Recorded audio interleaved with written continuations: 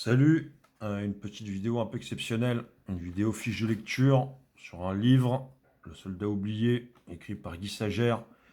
Qui est Guy Sagère? Guy Sagère est un Alsacien qui a été incorporé ou a été volontaire à la Wehrmacht, voilà, à peu près en 1943-44, c'est-à-dire au plus mauvais moment de la guerre. Donc ce livre est un récit de son odyssée sur le front de l'Est. Ah, Robert Laffont, collection vécue. Voilà, ça fait partie des récits de guerre. Un peu comme pour ceux de 14 de Maurice Genevoix, que je n'ai pas lu. Donc c'est un beau bébé. Hein, c'est un pavé de à peu près 550 pages. La table des matières est à la fin. Hein, c'est un bouquin qui est très dynamique.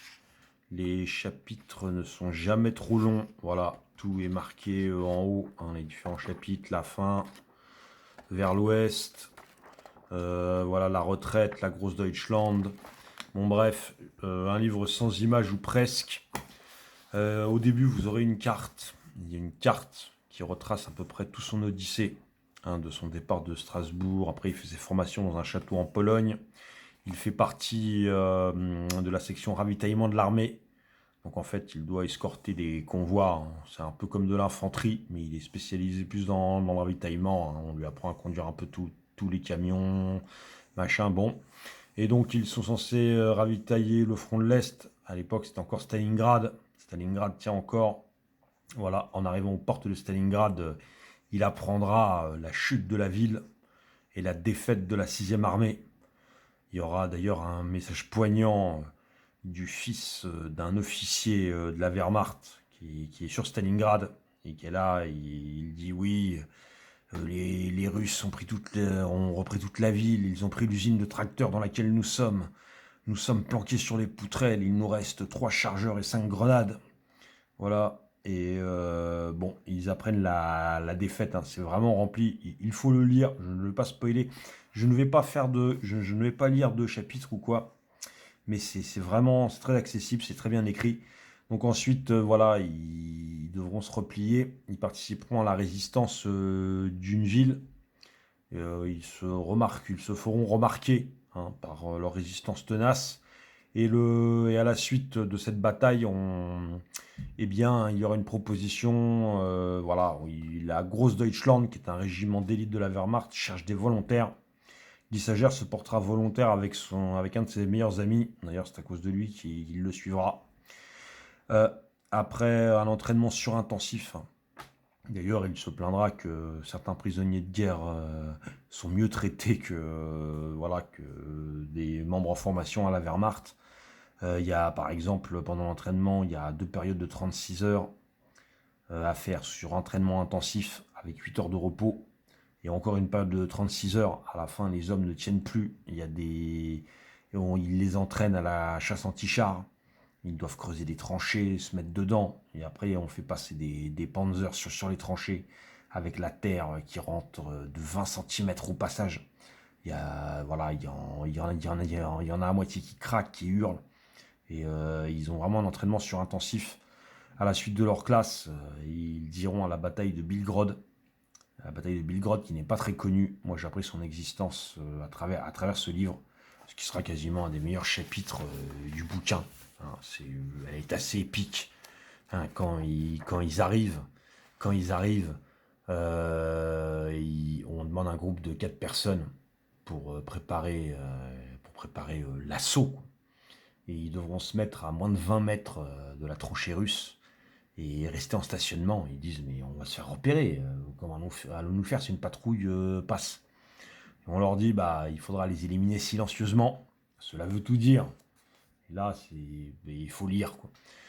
Il y a à peu près 3 bombardements qui seront décrits dans cet ouvrage. Hein, l'auteur essaie d'exprimer au mieux les émotions qu'il y a vécues, mais voilà, il le dit, ça reste indescriptible. Aucun mot ne peut relater des moments comme ça. Quand on sait qu'il sera sorti vivant de tout ça et qu'il a pu le raconter, un peu comme Maurice Genevoix pour 1914. Donc voilà une retraite, hein, qui retracera la déchéance de la resplendissante Wehrmacht d'antan. Hein, ils ressortent un peu de Russie dans le même état que les soldats de Napoléon, c'est-à-dire en haillons, le ventre vide, hein, et le moral au plus bas, l'organisme rongé par le froid. En même temps, on parlera beaucoup des partisans, hein, des partisans auxquels l'armée de Napoléon en 1812 avait déjà eu affaire, hein, avec des scènes de soldats français qui avaient été découpés à la hache. Hein. Il y aura eu pas mal d'exactions. Après, c'est vrai que les Russes ont payé le plus lourd tribut pendant la Seconde Guerre mondiale. Hein, il y a eu une surenchère dans la haine, et ça se ressentait à travers les échanges. Hein. Donc voilà, après ce sera la retraite vers l'Allemagne. L'inimaginable devient réalité et l'armée rouge s'approche de l'Allemagne avec un passage épique où ils seront à Memel. Là, ils sont dos à la mer. Memel est une ville portuaire, je ne sais pas, enfin une ville sur la côte. Une ville dans laquelle beaucoup de réfugiés allemands seront venus trouver refuge. Ils attendent que des bateaux viennent les chercher pour les ramener plus loin du front, en lieu sûr. Et il y aura pas mal de Mr. Egg dans ce bouquin. Par exemple, on apprend que des personnes qui ont réussi à quitter Memel, en fait, sur un bateau qui était surchargé, le bateau s'est fait couler par un sous-marin soviétique. Il donne le nom du bateau, j'ai cherché sur Internet. Et effectivement, même sur Wikipédia, il y a marqué que c'est une des plus grosses catastrophes maritimes de tous les temps. Largement devant le Titanic. Et voilà, il donne le nom du bateau. Là, je ne l'ai pas noté. Mais c'est bourré de petites subtilités que les plus passionnés iront vérifier. Hein. Donc voilà, Le Soldat oublié, 600 pages. Avec, il y a tellement de moments exceptionnels. Par exemple, un coup, quand ils sont vraiment encore en Russie et qui retiennent les percées de l'armée rouge. À un moment, ils doivent tenir une espèce de corridor. Ils ont miné le corridor. Alors au début, il y a des chars russes qui arrivent. Bon, ils se prennent les mines et tout. Et les Russes, ils comprennent qu'avec les mines, ils peuvent pas passer comme ça. Ça sert à rien d'envoyer des chars, quoi. Ça coûte trop cher. Et ils font quoi? Ils envoient de l'infanterie mongole, quoi. Et les mecs, les Asiatiques, quoi, de la Fédération de Russie, et ils les envoient comme ça au massacre.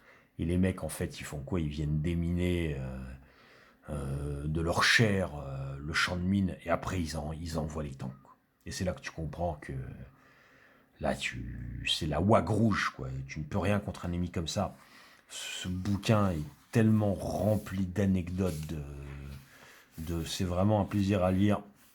Je pense que je vais le relire là sur l'année qui arrive. Voilà, Le Soldat oublié.